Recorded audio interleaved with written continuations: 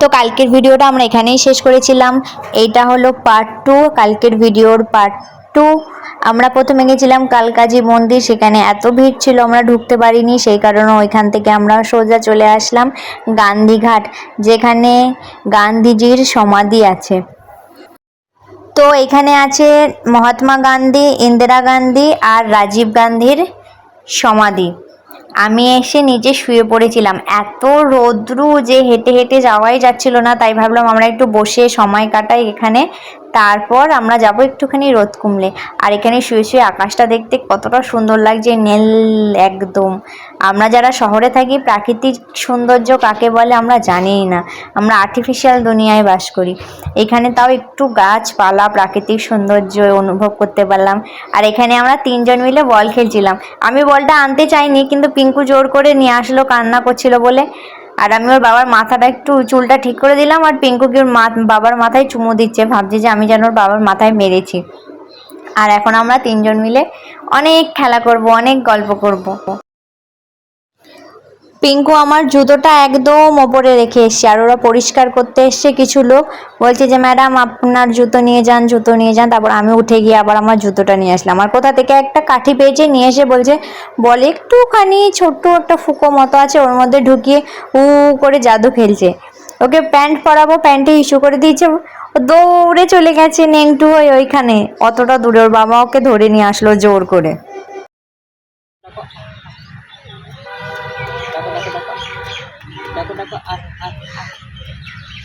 চলো চলো।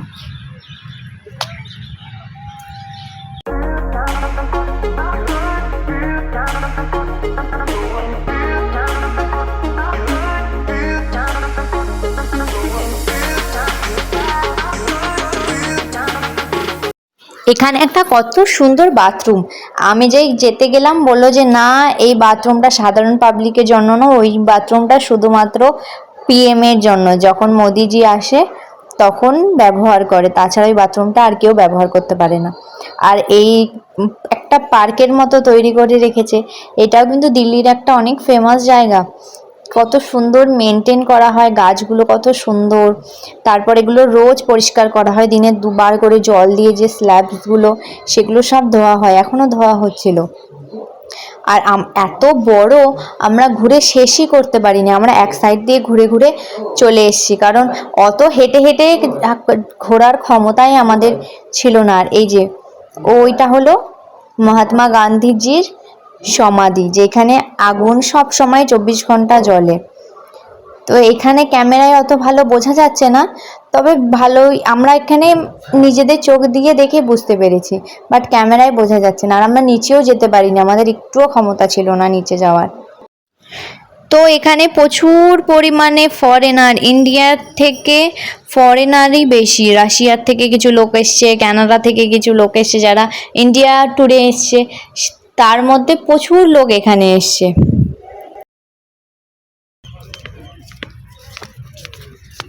এইটুকু ঘুরে হেঁটে প্রচণ্ড ক্লান্ত হয়ে গেছি, চলো এবার আমরা বাড়ি যাই। আর ভালো লাগছে না থাকতে, মনে হচ্ছে কখন বাড়ি গিয়ে একটু বিছানায় নিজের বডিটা ফেলবো।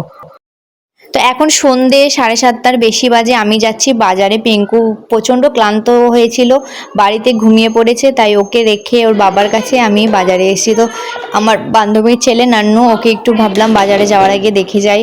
ওর বাড়ির পাশেই আমরা বাজারে যেহেতু আসি, সেখান থেকে ফার্স্টে আমি কিছু ফল নিলাম, নিয়ে আমার নিজের জন্য একটা জুতো পছন্দ করলাম, একটা জুতো নিলাম। আরও বাজারে ভিডিও করা যেত, কারণ আমি যেহেতু ক্যাশ টাকা নিয়ে যাইনি, সব অনলাইন পেমেন্ট করেছি, সেই কারণে আমি ভিডিওটা আর করতে পারিনি।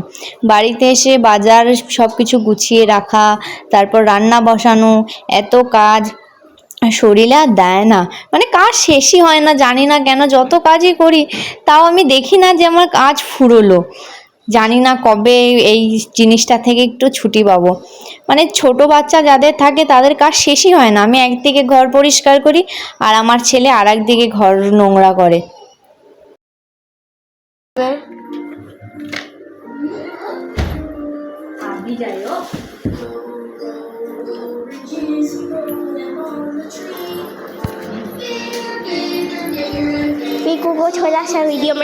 আর আজকে রাত্রেবেলা রান্না করেছি মিক্স ভেজিটেবল, আর ভাত।